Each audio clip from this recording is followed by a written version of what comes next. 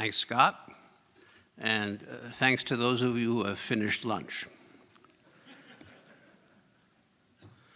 Dick Kramer has been doing baseball analytics for just about as long as anyone alive, long before the term sabermetrics existed.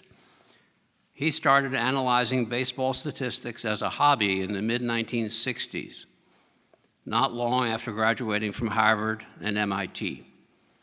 He was a research scientist for SmithKline, and in his spare time used his work computer to test his theories about baseball statistics. One of his earliest discoveries was that clutch hitting, then one of the most sacred pieces of received wisdom in the game, didn't really exist. Today, the SABR Analytics Conference honors him with its Lifetime Achievement Award. It has been my honor to know Dick for more than 35 years and to have supplied a foreword to his wonderful new memoir, When Big Data Was Small, to be published very soon by the University of Nebraska Press. Dick showed me an advanced reading copy this morning, so I know it's real. 5 or 6 years ago, Bill James and I were booked for a panel at the MIT Sloan Sports Analytics Conference. As we walked the long corridor toward the ballroom in which we were to appear, I remarked upon the hundreds, if not thousands, of fresh-faced young people who surrounded us on all sides, each hoping to make a career in sports analytics. Remember when, I asked Bill, the number of sports analysts was a relative handful? I remember, he replied, when you could fit all of them in a hotel room. Even in 1977, when James issued his first baseball abstract, Dick Kramer would have preceded him in the room. He had been present at the creation when the entirety of SABR's statistical analysis committee consisted of his correspondence with Pete Palmer, whom we honored here last year. Ladies and gentlemen, Dick Kramer.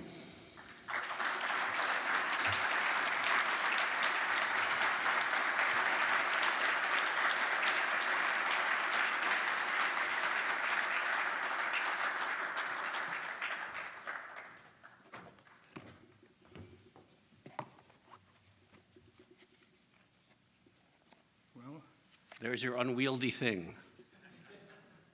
It's a very nice award, and show here.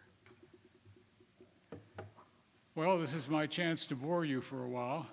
I thought that what you might be interested in is origin stories, since origins are something I certainly know a fair bit about in SABR Analytics. I was asked just before I talked, what was the original sabermetrics? What was it really like before? And let's consider, we've heard about Ted Williams again today, and in 1960 he ended his career still as very much the best hitter in the American League. If you wanted in 1962 to get Ted Williams statistics, what you would probably have to do is find somewhere to buy the 1960 baseball guide, because that would be the only source you'd have of just the basic numbers. In fact, if you wanted walks in your daily statistical printout, you couldn't get that until 1988. Walks by batters were just things that weren't important enough to be in even the standard statistical line. It was a very, very different world.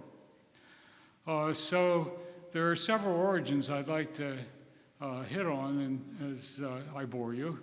One would be the origins of SABR and baseball analytics in general. And the next would be Stats, a company which I was involved in its founding not once but twice. So there are two origin stories there. And I think by that time we'll be tired of one another and I'll stop. Okay, getting back to SABR. SABR, I I was not one of the original participants. I'd been doing this messing around with baseball statistics, and like several other people, I'd come across the sort of OPS type of relationship. And of course, nobody was interested. I sent the Phillies a letter saying, you got this outfielder, Johnny Briggs, who Bill later rates as the 111th best left field in the world and in history. And I sent them a letter, and they sent me a very nice reply. And a week later, they traded to Milwaukee for a guy who got about 100 more major league plate appearances than his career was really worth. That's not a terribly receptive audience, and so I was pretty convinced I was doing this weird thing, and that would be the end of it. But with SABR, and here I have to mention a very important name that you probably don't know. This is Bob Davids. He basically did two important things. First, he got together the researchers whose name he knew, once in Cooperstown. This, I believe, was in probably, I forget the year, but it's probably around 71. And he then published a journal. So there was a little squib in Sporting News, probably in the spring of 72, and I said, I don't know what the Society for American Baseball Research is, but I guess I should find out. I wrote Bob. He sent me back a note saying there's this guy, Pete Palmer. Well, it turned out Pete and I lived only about 5 miles apart, but of course we didn't know each other. So I think that was the real birth of sabermetrics when Bob told us that the two of us existed, because until that time you had people just working unknowingly. There was no continuity, no chance of any moving forward until you had more than one person communicating. And so, as John says, for the next 10 years, say until 81 or so, sabermetrics was Pete and me writing letters back and forth. Now, Pete, who was quite properly honored as the first recipient of this very fine award, I think of as, if sabermetrics has a Newton or a Darwin, that's Pete Palmer. He basically laid a sort of sound intellectual platform by picking together all the ideas that were already out there. He would write anybody who was active and try to share ideas at great length, and he came up with basic relationships that I think for the first time, like the fundamental relationship between how many runs it takes to win a ball game. That's obviously our most basic algorithm. Then you go from there to figuring out, okay, how do batters make runs, what pitchers have a run average, and of course our evolution over all these things is thinking.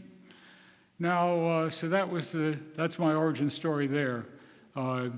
The interesting thing was, of course, that Bob Davids himself did not like what we now know as analytics at all. He thought the proper role of people who were interested in statistics was something he called a stat historian. It was very important to know who won the batting title in 1910 by getting the exact numbers of hits and so forth.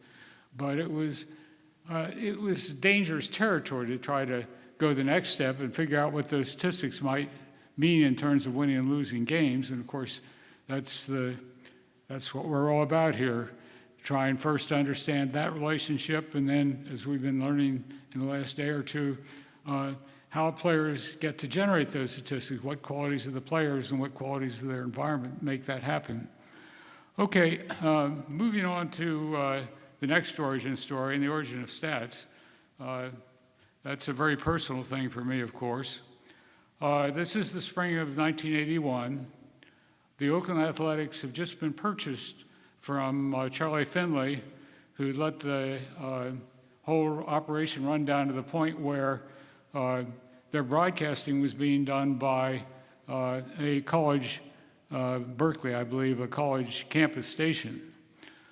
So they'd been bought up, and they wanted to get their broadcasting more into the 1981 scene.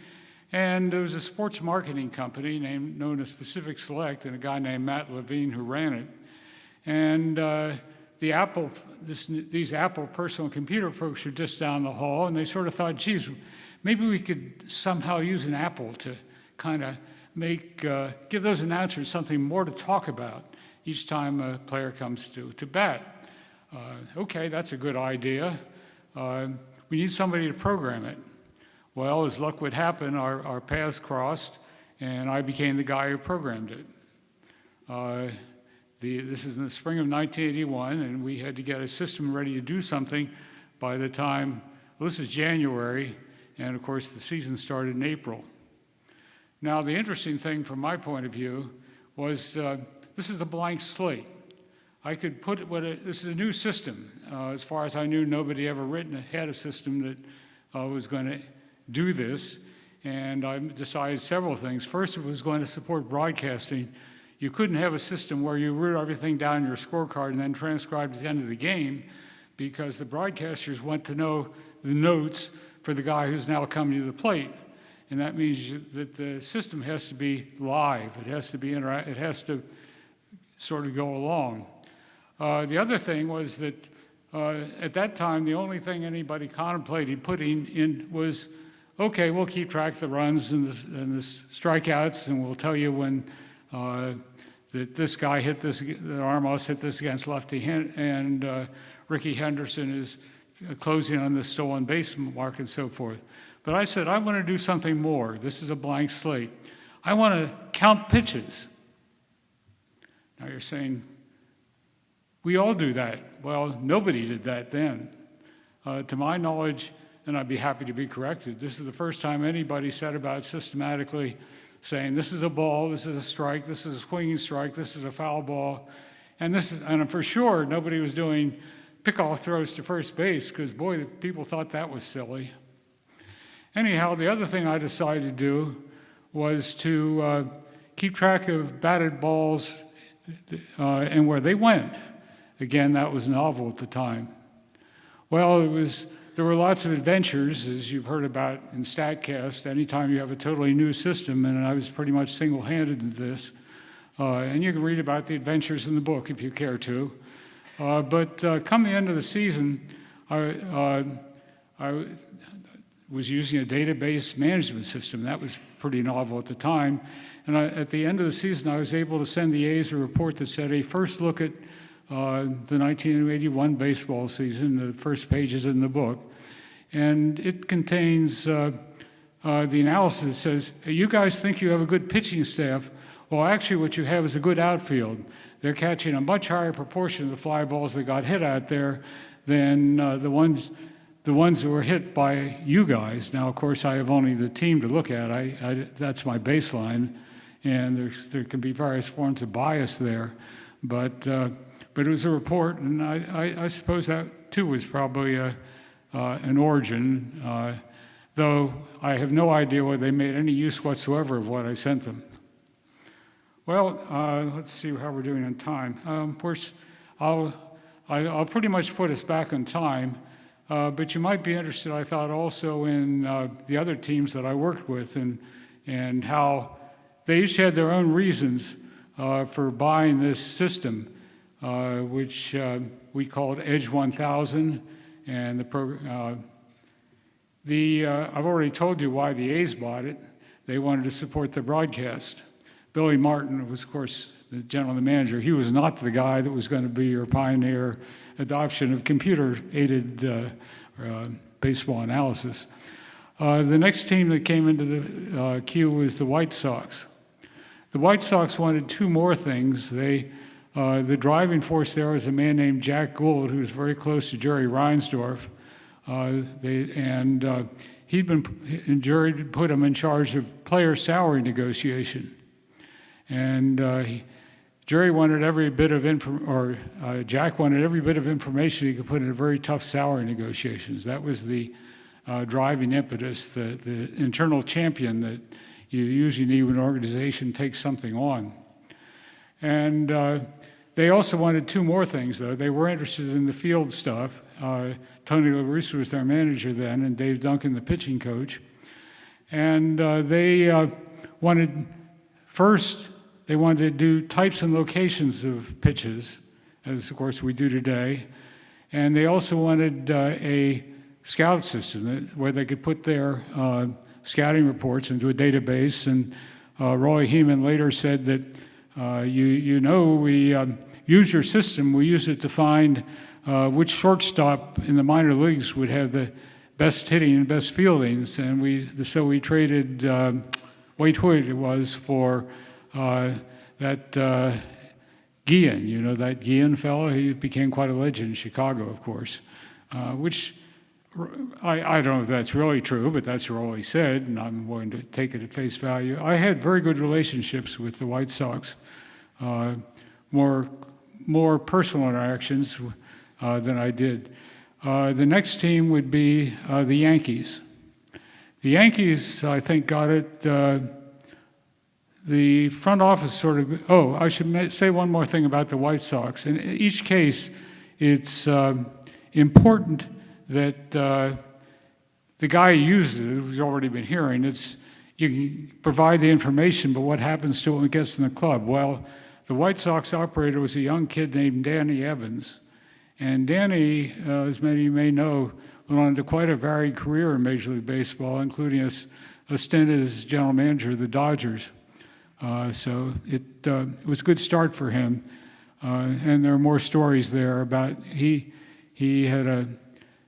got them to move the fences in, and the White Sox won dirty, won a pennant in 1983, and Greg Luzinski was delighted, and all that sort of thing. There's more in the book. Getting back to the Yankees, it seemed that they got it because George wanted it, but then they weren't quite sure. Information is dangerous in the wrong hands, and they were not, as you probably know, the most smooth of organizations. But the operator there was a man who went on to at that time was their left-handed batting practice pitcher. They'd have a right-handed and a left-handed batting practice pitcher. And this would be Doug Melvin, who had a very distinguished career as general manager for the Rangers and for the Brewers. There's a story I like to tell there, again in the book, about a young, again, I won't anticipate that, but that was the Yankees. I had a minor George Steinbrenner adventure that, again, I've been incredibly fortunate in a number of interesting, just story-type things that just happened to me in lots of fields. Finally, and I'll finish up with this, the Astros are in many ways the most interesting of all my experiences. They brought it in, and I went down there a couple of times. The second time was Al Rosen was their general manager. Of course, he was a great third baseman and had worked in several other front offices before that. He'd heard the story from the White Sox about moving the fences in, and when I got there, the first thing was, well, I'm here to talk with you about your computer. He said, what computer? And that didn't seem to be a good starting point. He called in his assistant general manager, Andy McPhail, and Andy was puzzled, and it turned out that the computer had actually been brought in by Nolan Ryan, who was at that time pitching for them as sort of a minor god within the Houston organization. And he gotten somebody from the Space Center, a doctor, to actually fill in the data, and he did a fairly good job. Anyway, so they had the data for their '84 season, and what would happen if they brought the fences in. Well, I could do that report, and not too surprising given the Astros. That was the Astrodome, and you didn't go for hitters who hit them far, you went for hitters who hit them often. And the analysis confirmed that if you moved the fences in, it was the opponent's guys who were going to hit more home runs. Well, I brought that into back the next day, and Rosen had an immediate temper tantrum. It turned out that they'd already decided to move their fences in, and the speculation, and there wasn't much I could say. I mean, this is the results guy, this is data, and I decided this is a good time to finish my visit. But the story was that that he was afraid his pitchers would hear of these results, and he was trying to make sure that nobody else talked about this by the intensity of his reaction. Well, I have to conclude here by thanking. Well, I'm still amazed to see you all here. Thinking back in a field when there were just two of us, and we couldn't get attention from anybody, but It's certainly a wonderful occasion to be here, and I very much appreciate this award, and I thank you all for being here, and I'll let the program proceed from here. Thank you again.